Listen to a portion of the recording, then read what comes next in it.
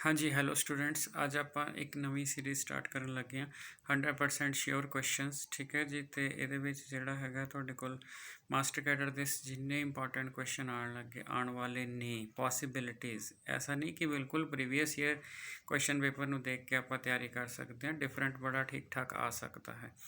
ਸੋ ਆਪਾਂ ਜਿਹੜਾ ਹੈਗਾ ਤੁਹਾਡੇ ਕੋਲ ਕੀ ਪੋਸੀਬਿਲਿਟੀਜ਼ ਨੇ, ਕੀ ਹੋ ਸਕਦਾ, ਆਪਾਂ ਕੁਝ ਇੰਪੋਰਟੈਂਟ ਕੁਐਸਚਨਸ ਡਿਸਕਸ ਕਰਾਂਗੇ। ठीक है जी। तो तुसी कुछ नहीं करना है, सिर्फ 15 मिनट स्पेयर करने ने तुहाडे कोल, तो 15 मिनट्स के विच तुसी ये देख लैने ने किस तरह के क्वेश्चन ने। अगर क्वेश्चन देखते ही तुहानूं आंदा है तो उन्होंने खुद करके आंसर टिक लाओ, दैन सोल्यूशन में ला लेना। ठीक है जी। अगर लगता कि बिल्कुल ही श्योर है, मैनूं आंदा ही है, तो उन्हें स्किप करके नैक्सट क्वेश्चन पर चले जाओ। वैसे बहुत वीडियो वड्डी नहीं होएगी, तुहाडे पास 11 तो 15 मिनट के विच वीडियो होएगी। रोज़ मान लो आप टाइम भी नहीं स्पेयर करते, तो रोटी खाण लगे उस टाइम वीडियो लगा लो, तुहाडे कोल 15 मिनट इन्हें रिवाइज़ हो जाना। जस्ट रिवीजन थोड़ी इंपॉर्टेंट कॉन्सैप्ट्स की की क्वेश्चन आ सकता है। बहुत सौखे क्वेश्चन भी होंगे, टिपिकल क्वेश्चन भी होंगे। देखो 100 नंबर तो हर एक लेके जा सकता है, रौला तो उपरले 20-25 का। अगर आप कहीए कि एक बच्चे ने BSc की है, तो BA की है, 100 तो सीधा ही 150 ਉਹਦੇ हथ में ही है, बट सिर्फ उपरले ਜਿਹੜੇ 20-25 नंबर जिन्हें सिलेक्शन करानी है उत्थे दिक्कत है। सो ध्यान नाल देखियो जी। कहना find the equation of line passing through this and parallel to X axis. ठीक है जी। तुहाडी लाइन जिहड़ी हैगी है तुहाडे कोल, ठीक है, इन्हां पॉइंटां चों पास करदी एक्स एक्सिस दे पैरलल है। कोई भी लाइन की इक्वेशन कढ़नी होवे, y minus y1 z minus z1 LMN। ठीक है। ये वाले वो पॉइंट होंगे ने जिन्हां चों असी पास करते हैं तुहाडे कोल। तां पास की चों कीता है x माइनस y माइनस 2 ते जिहड़ा हैगा z माइनस 3। इन्हां चों पास नीचे जिहड़ा हुंदा है या तो उस लाइन की डायरैक्शन रेशो और डायरैक्शन कोसाइन गिवन होण, या फिर जिदे पैरलल है उहदे कर लो। पैरलल किहदे एक्स एक्सिस दे, एक्स एक्सिस दे डायरैक्शन कोसाइन 1 0 0 हुंदे ने। किवें पता लग्या? डायरैक्शन कोसाइन की डेफिनेशन की होंदी है? It is the cos of the angle which the given line makes with positive direction of X axis Y axis Z. It is the cos of the angle. तो X axis अपने आप ना की बनाती है कॉस 0, वाई एक्सिस ना cos 90, Z axis ना cos 90। So cos 0 1, so तुहाडे कोल आ तो इत्थे 1 इत्थे 0 इत्थे 0 आ जानी है। सो x माइनस 1 वाई, सो आ वाली ऑप्शन तुहाडी ट्रू ऑप्शन होएगी तुहाडे को। सो इस तरह तुसी जिहड़ा हैगा क्वेश्चन इसनूं अटैम्प्ट कर देना हैगा। ठीक है जी। सो आप नैक्सट क्वेश्चन ते चलीए जी तुहाडे कोल। तो नैक्सट क्वेश्चन जिहड़ा है क्वेश्चन +1 +2 BSc MSc सारे मिक्स चलणगे, क्योंकि तुहानूं सब कुछ आंदा है, तुहानूं जस्ट मैं रिवाइज़ कराना भी हाँ इदां दी चीज़ हुंदी है। हुण आ एक इंप्रॉपर इंटैग्रेशन दित्ती हुई है तुहाडे कोल, तुसी दसना कि कन्वर्ज करदी है, डाइवर्ज करदी है, या तुसी कुछ नहीं कह सकते हैगे, या ऑसीलेट करती है कि 2 पॉइंट्स के विच ऑसीलेट करती हैगी है। तो इहदे लई जिहड़ा तुसी रूल है, देखो जिसने कीतियां हुई हैं उन्होंने सब याद है, वो सिर्फ आंसर टिक करो। जिसने नहीं है तो तुहाडे कोल एक आ है कि अगर इदां दी सिचुएशन आ जाए, ठीक है, एक कंपैरिजन टेस्ट हैगा, ये P ग्रेटर दैन 1 ते कन्वर्ज करता हुंदा और P लैस दैन इक्वल ते डाइवर्ज करता हुंदा। सो P सीरीज़ टेस्ट कह लो इंटैग्रेशन का, और ये तुहाडे कोल दूजी इनफाइनाइट सीरीज़ विच भी है। ये टेस्ट हमेशा कंपैरिजन विच कम आउंदा है। ठीक है जी। दूसरी चीज़ जिहड़ी हैगी है, सो ए तो इन्फिनिटी लिखदा मैं क्योंकि इन्फिनिटी वाला क्वेश्चन है। दूसरी चीज़ हुंदी है तुहाडे कोल लिमिट कंपैरिजन। लिमिट कंपैरिजन की हुंदा है? Limit x approaches to infinity f(x) divided by g(x).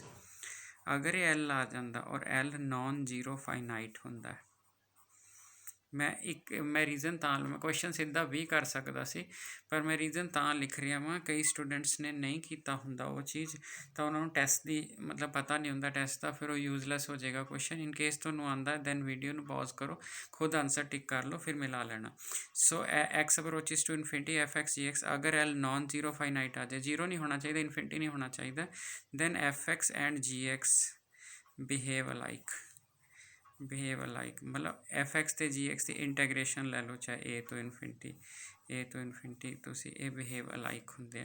सो ये असी कोशिश करनी है कि जदों तुहानूं सीधी इंटैग्रेशन आ जाए तो तुसी इस टेस्ट नूं क्रिएट करन दी कोशिश करो। 1 या 2 क्वेश्चन तुहानूं श्योरली मिलने ने। जे ਇੰਪਰੋਪਰ 'ਚ ਨਾ ਆਇਆ ਤਾਂ ਸੀਰੀਜ਼ 'ਚ ਆ ਜਾਏਗਾ, ਗੱਲ ਉੱਥੇ ਹੀ ਹੈ। ਸੋ ਐਫ ਐਕਸ ਕੁਐਸਚਨ 'ਚ ਉਠਾ ਲਿਆ ਅਤੇ ਐਫ ਐਕਸ ਜਿਹੜਾ ਹੈ ਨਾ ਐਕਸ ਕਿਊਬ ਪਲੱਸ 1, ਇਹਨਾਂ ਦੀ ਨਾ ਜਿਹੜਾ ਪਾਵਰ ਦਾ ਡਿਫਰੈਂਸ ਹੈ ਉੱਥੋਂ ਜੀ ਐਕਸ ਲੈਟ ਕਰ ਦਿਓ। ਉਰੇ 3 ਹੈ ਪਾਵਰ, ਉਰੇ 1 ਹੈ। ਸੋ ਜੀ ਐਕਸ ਅਸੀਂ ਆਹ ਲੈ ਲੈਣਾ, ਇਹ ਖੁਦ ਤੋਂ ਲਈਦਾ, ਗ੍ਰੈਜੂਏਸ਼ਨ ਤੁਸੀਂ ਪੜ੍ਹਿਆ ਹੋਇਆ ਹੈਗਾ ਤੁਹਾਡੇ ਕੋਲ, ਠੀਕ ਹੈ ਜੀ।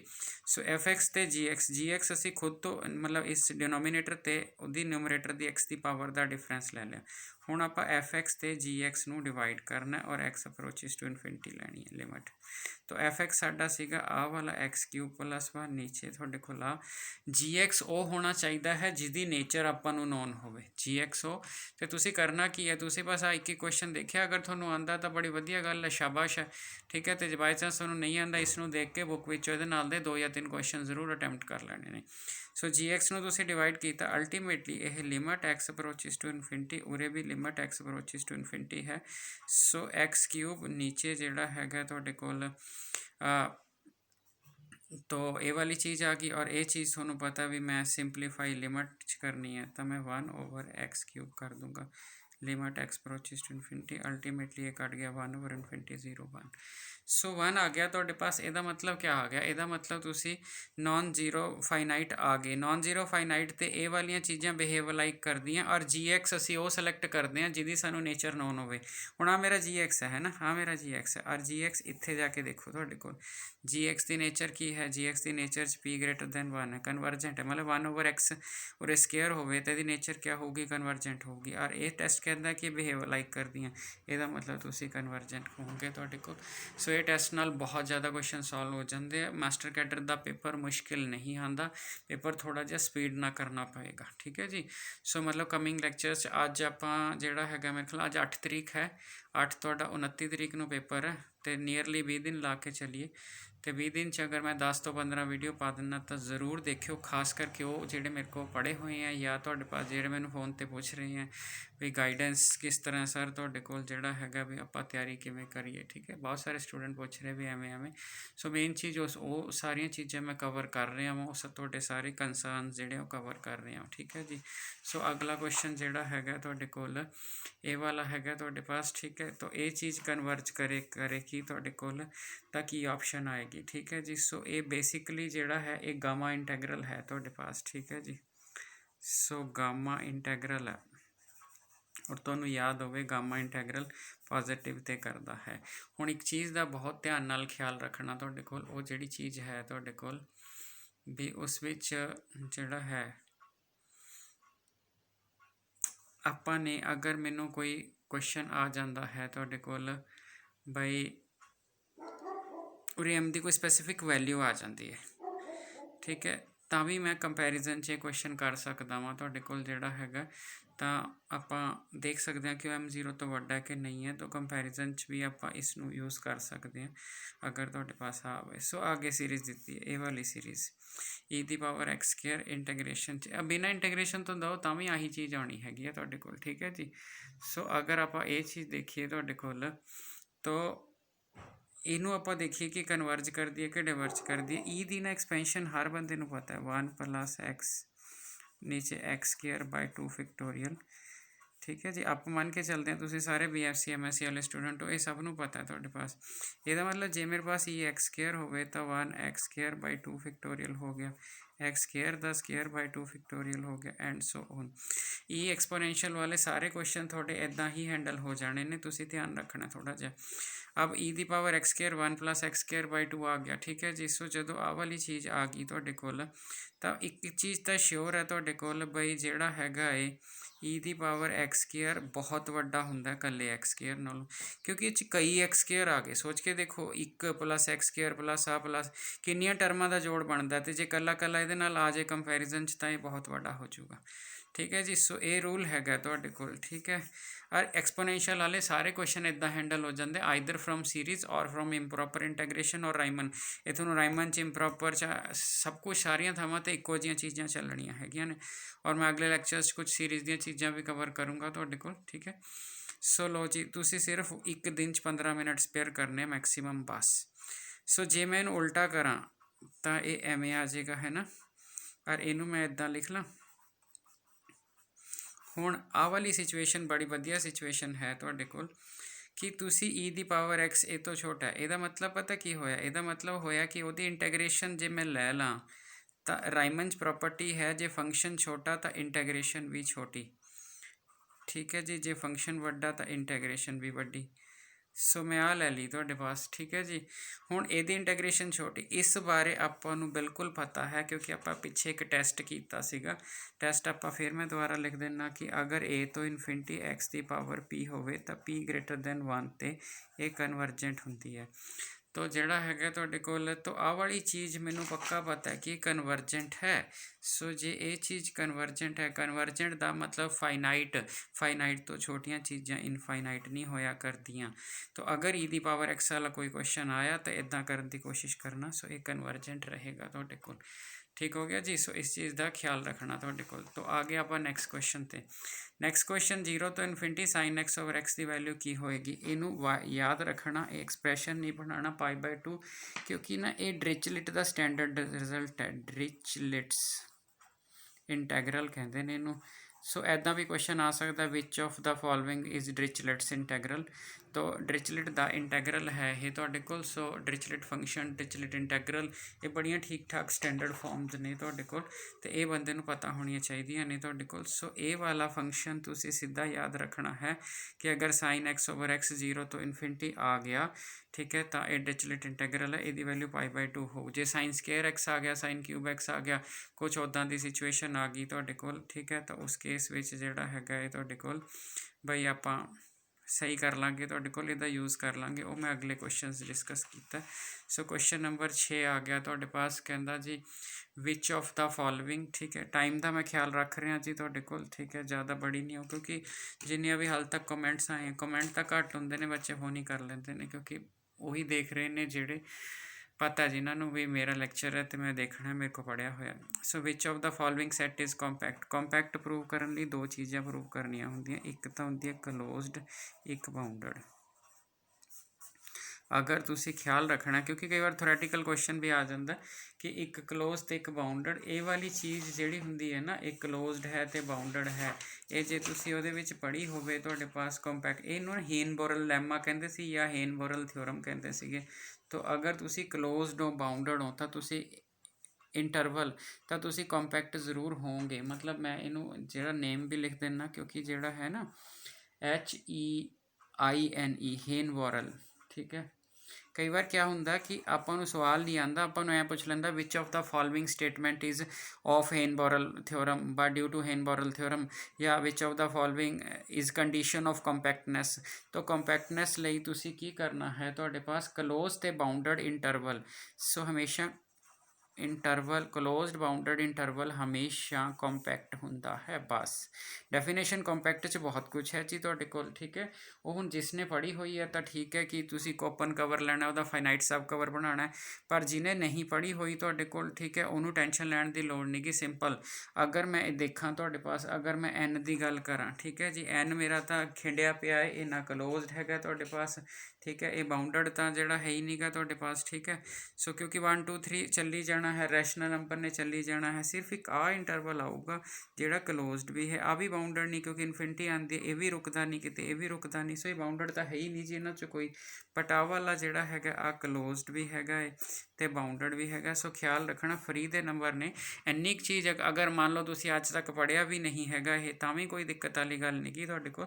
ਤੁਸੀਂ ਇਹਨੂੰ ਹੁਣ ਦੇਖ ਲਓਗੇ ਤੁਹਾਡੇ ਕੋਲ, ਤਾਂ ਵੀ ਤੁਹਾਡਾ ਜਿਹੜਾ ਹੈਗਾ ਕੁਐਸਚਨ ਇਹ ਹੋ ਜਾਏਗਾ ਤੁਹਾਡੇ ਕੋਲ। ਠੀਕ ਹੈ ਜੀ, ਸੋ ਖਿਆਲ ਰੱਖਣਾ ਅਗਰ ਤੁਹਾਨੂੰ ਕੋਈ ਇੰਟਰਵਲ ਦੇ ਕੇ ਆਇਆ ਜਾਂ ਸੈੱਟ ਦੇ ਕੇ ਆਇਆ, ਅਗਰ ਉਹ ਕਲੋਜ਼ਡ ਔਰ ਬਾਊਂਡਡ ਹੈਗਾ ਹੈ ਤਾਂ ਹੇਨ-ਬੋਰਲ ਕਹਿੰਦਾ ਕਿ ਉਹ ਜਿਹੜਾ ਹੈਗਾ ਤੁਹਾਡੇ ਕੋਲ ਕਲੋਜ਼ਡ ਮੈਨੇ ਇਹਦੀਆਂ ਬਾਊਂਡਰੀਜ਼ ਫਿਕਸ ਹੈ। ਠੀਕ ਹੈ ਜੀ, ਤਾਂ ਕਲੋਜ਼ਡ 'ਤੇ ਰੁਕ ਗਿਆ, ਬਾਊਂਡਡ ਤੁਹਾਡੇ ਪਾਸ ਕਲੋਜ਼ ਦੀ ਡੈਫੀਨੇਸ਼ਨ ਓਪਨ ਕਲੋਜ਼ ਵਾਲੀ ਵੀ ਹੈ, ਜੇ ਤੁਸੀਂ ਪੜ੍ਹੀ ਹੋਵੇ। ਨਹੀਂ ਪੜ੍ਹੀ ਤਾਂ ਵੀ ਕੋਈ ਦਿੱਕਤ ਨਹੀਂ ਗੀ ਤੁਹਾਡੇ ਕੋਲ, ਇੰਨਾ ਖਿਆਲ ਰੱਖ ਲਿਓ ਤੁਹਾਡੇ ਕੋਲ। ਠੀਕ ਹੈ, ਤਾਂ ਵੀ ਆਪਾਂ ਨੂੰ ਇੰਨਾ ਤਾਂ ਪਤਾ ਕਲੋਜ਼ਡ ਇੰਟਰਵਲ ਹੈਗਾ ਹੈ। ਠੀਕ ਹੈ ਜੀ, ਸੋ ਅਗਲੇ ਕੁਐਸਚਨ 'ਤੇ ਆ ਗਏ। 0 ਤੋਂ ਇਨਫਿਨਿਟੀ ਜਿਹੜਾ ਹੈਗਾ ਤੁਹਾਡੇ ਪਾਸ ਸਾਈਨ ਕਿਊਬ x। ਹੁਣੇ ਮੈਂ ਤੁਹਾਨੂੰ ਕਿਹਾ ਸੀਗਾ, ਮੈਂ ਕਿਹਾ ਸੀ ਬਈ ਜਿਹੜੀ ਡਿਰਿਚਲਿਟ ਦੀ ਇੰਟੈਗਰੇਸ਼ਨ ਹੈ ਨਾ, ਉਹ ਹਮੇਸ਼ਾ ਯਾਦ ਰੱਖਣੀ ਹੈ कि साइन एक्स, क्योंकि ਡਿਰਿਚਲਿਟ ने ਇਸੇ ਇੰਟੈਗਰੇਸ਼ਨ ਨਾਲ ਪੂਰੀ ਥਿਊਰੀ ਜਨਰੇਟ ਕੀਤੀ ਹੈ। ਸੋ ਅਗਰ ਇੱਦਾਂ ਦਾ ਕੁਐਸਚਨ ਆ ਜੇ ਤਾਂ ਤੁਸੀਂ 12th ਵਾਲੇ ਤਰੀਕੇ ਨਹੀਂ ਲਾਣੇ। ਖਿਆਲ ਰੱਖਿਓ ਅਗਰ ਇਨਫਿਨਿਟੀ ਕੁਐਸਚਨ 'ਚ ਹੋਇਆ ਤਾਂ ਤੁਸੀਂ 12th ਵਾਲਾ ਕੋਈ ਤਰੀਕਾ ਨਹੀਂ ਲਾਣਾ ਹੈਗਾ ਤੁਹਾਡੇ ਕੋਲ। ਤੁਸੀਂ ਕੀ ਕਰਨਾ ਹੈਗਾ, ਤੁਹਾਡੇ ਕੋਲ ਤੁਸੀਂ ਜਿਹੜਾ ਹੈਗਾ ਹੈ ਤੁਸੀਂ ਡਿਰਿਚਲਿਟ 'ਤੇ ਹੀ ਸੋਚਣਾ। ਮੈਂ ਅੱਗੇ ਜਾ ਕੇ ਇਹਦੇ ਟੈਸਟ ਕਵਰ ਕਰੂੰਗਾ। ਜਿਹੜੀ ਮੇਰੇ ਕੋਲ ਫੀਡਬੈਕ ਆਈ ਹੈ ਜਾਂ ਮੈਨੂੰ ਉਹ ਜ਼ਿਆਦਾਤਰ ਬੱਚੇ ਇਹ ਕਹਿ ਰਹੇ ਕਿ BSc ਦੇ ਕੁਐਸਚਨ ਜ਼ਿਆਦਾ ਕਵਰ ਕਰੋ, +1 +2 ਸਾਨੂੰ ਆਉਂਦੀ ਹੈ। ਸੋ ਮੈਂ ਸਿਰਫ ਇੱਕ ਸਟੇਟ ਲਾਈਨ ਦਾ ਹੀ ਹਜੇ 12th ਕਲਾਸ ਦਾ ਚੱਕਿਆ ਸੀ, ਬਾਕੀ ਸਾਰੇ ਜਿਹੜੇ ਹੈਗੇ ਉਹ BSc ਦੇ ਹੀ ਹੈ ਤੁਹਾਡੇ ਕੋਲ। ਠੀਕ ਹੈ ਜੀ। तो साइन क्यूब एक्स है, नीचे एक्स है, ਇਹਦੀ ਮੈਂ ਵੈਲਿਊ ਨਿਕਾਲ ਲੈਣੀ। ਆ ਸਾਰੀਆਂ ਆਪਸ਼ਨ 'ਚੋਂ ਇੱਕ ਆਪਸ਼ਨ ਹੈ ਤਾਂ ਮੈਨੂੰ ਐਂ ਪਤਾ ਹੈ ਕਿ ਜਿਹੜਾ ਸਾइन 3x ਹੁੰਦਾ ਹੈਗਾ ਉਹ ਹੁੰਦਾ 3 sin x -4 sin cube x। ਇਹਦੇ ਬਾਰੇ ਬਿਲਕੁਲ ਤੁਸੀਂ ਸ਼ਿਓਰ ਹੋ ਤੁਹਾਡੇ ਪਾਸ ਕੀ ਹੁੰਦਾ ਹੈ? ਜੇ ਹੁੰਦਾ ਹੈ ਤਾਂ ਇਹਦੇ ਵਿੱਚੋਂ ਆਪਾਂ ਸਾइन क्यूब ਦੀ ਵੈਲਿਊ ਵੀ ਨਿਕਾਲ ਸਕਦੇ ਹਾਂ। ਤਾਂ 4 sin क्यूब x ਬਰਾਬਰ ਹੈ 3 sin x -sin 3x। ਠੀਕ ਹੋ ਗਿਆ ਜੀ। ਸੋ साइन क्यूब x ਜਿਹੜਾ ਹੈਗਾ ਹੈ 3/4 sin x -1/4 sin 3x ਹੋ ਗਿਆ।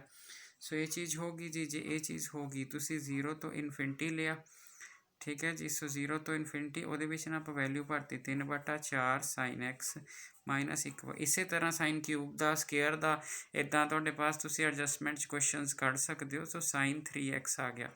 ਠੀਕ ਹੈ ਜੀ। ਸੋ ਵੈਲਿਊ ਫਿਲ ਕਰ ਦਿੱਤੀ ਮੈਂ, dx ਲਿਖ ਲਿਆ। तो ਜਦੋਂ ਫਿਲ ਕਰ ਲਿਆ ਤਾਂ ਇਹ ਆ ਗਿਆ 3/4 ਆ ਗਿਆ। ਠੀਕ ਹੈ ਜੀ। ਸੋ 3/4 ਨਾਲ ਇਹਦੇ ਕੀ ਆ ਗਿਆ ਤੁਹਾਡੇ ਪਾਸ 0 ਤੋਂ ਇਨਫਿਨਿਟੀ sin x। ਠੀਕ ਹੈ, ਕਿਉਂਕਿ ਇਹਨਾਂ ਦੇ ਓਵਰ x ਸੀਗਾ ਤਾਂ ਉਹ x ਵੀ ਐਡਜਸਟ ਕਰਨਾ ਹੈ। ਸੋ ਇਹ x ਆ ਜਾਏਗਾ, ਫਿਰ 1/4 ਆ ਜਾਏਗਾ। ਠੀਕ ਹੈ ਜੀ। sin 3x ਹੋਏਗਾ ਤੇ x ਹੋਏਗਾ, dx ਹੋਏਗਾ ਤੇ 0 ਤੋਂ ਇਨਫਿਨਿਟੀ ਹੋਏਗਾ। ਤਾਂ ਇਹ ਵਾਲੀ ਚੀਜ਼ ਆਪਾਂ ਨੇ ਐਡਜਸਟ ਕਰ ਲਈ ਜੀ। ਜਦੋਂ ਇਹ ਵਾਲੀ ਚੀਜ਼ ਐਡਜਸਟ ਹੋ ਗਈ ਤੁਹਾਡੇ ਕੋਲ ਤਾਂ ਹੁਣ ਤੁਸੀਂ ਸਿੰਪਲੀ ਦੇਖੋ ਤੁਹਾਡੇ ਕੋਲ ਅਗਰ ਆਹ ਵਾਲੇ ਪੋਰਸ਼ਨ ਦੀ ਗੱਲ ਕਰਾਂ ਸੋ ਇੱਥੇ ਫੇਰ ਡਿਰਿਚਲਿਟ ਅਪੀਅਰ ਹੋ ਗਿਆ। ਠੀਕ ਹੈ, ਕਿਉਂਕਿ ਆਹ ਡਿਰਿਚਲਿਟ ਦੀ ਨੋਟੇਸ਼ਨ ਹੈ। ਇਹ ਅਪੀਅਰ ਹੋ ਗਿਆ, ਇਹਦੀ ਵੈਲਿਊ ਸਟੈਂਡਰਡ 'ਚ π/4। ਇੱਥੇ ਨਾ sin 3x ਇਕੱਲੇ ਨੂੰ ਅਗਰ ਮੈਂ y ਪੁੱਟ ਕਰ ਦਿੰਨਾ, ਇੰਟੈਗਰੇਸ਼ਨ ਦੇਖਿਓ ਜੀ ਤੁਹਾਡੇ ਕੋਲ ਆਪਾਂ 3x ਨੂੰ ਇਕੱਲੇ ਨੂੰ ਅਗਰ y ਪੁੱਟ ਕਰ ਦਈਏ, ਕਿਉਂਕਿ ਤੁਸੀਂ ਫਟਾਫਟ ਕਰਨਾ ਹੈ। 3x ਨੂੰ y ਪੁੱਟ ਕਰਾਂਗੇ ਤਾਂ dx 1/3 dy ਆ ਜਾਏਗਾ। ਲਿਮਟ ਅਗਰ x 0 ਹੈ ਤਾਂ 0 ਹੀ ਹੈ ਤੇ ਇਨਫਿਨਿਟੀ ਹੈ ਤਾਂ ਇਨਫਿਨਿਟੀ ਹੈ। ਤੁਹਾਡੀ ਇਨਫਿਨਿਟੀ ਮੇਰੀ ਇਨਫਿਨਿਟੀ ਵੱਡੀ ਹੈ ਤਾਂ ਹੋ ਨਹੀਂ ਸਕਦਾ। ਸੋ ਇਹਦਾ ਮਤਲਬ ਇੱਥੇ sin y ਆ ਜਾਏਗਾ।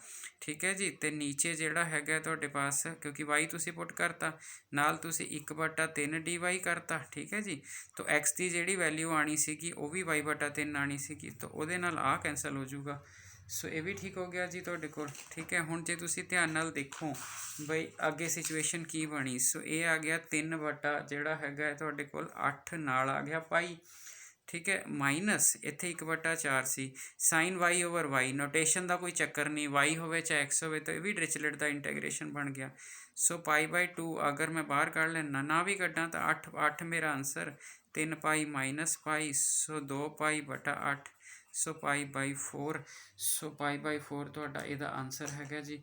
ਸੋ ਮੇਰੇ ਹਿਸਾਬ ਨਾਲ ਬਹੁਤ ਇੰਪੋਰਟੈਂਟ ਚੀਜ਼ ਹੈ। ਇੱਕ ਚੀਜ਼ ਦਾ ਖਿਆਲ ਰੱਖਣਾ, ਸਿਰਫ ਇਸ ਤਰ੍ਹਾਂ ਨਾ ਕਰਨਾ ਕਿ ਪ੍ਰੀਵੀਅਸ ਈਅਰ ਪੇਪਰ 'ਤੇ ਹੀ ਬੇਸ ਤਿਆਰੀ ਕਰ ਲਓ। Previous year paper very important ਨੇ, ਬਟ ਜਿਹੜਾ ਹੈਗਾ ਸਾਨੂੰ ਮੌਕਾ ਬੜੀ ਲੇਟ ਮਿਲਦਾ ਹੈਗਾ ਤਾਂ ਅਸੀਂ ਰਿਸਕ ਬਿਲਕੁਲ ਨਹੀਂ ਲੈ ਸਕਦੇ।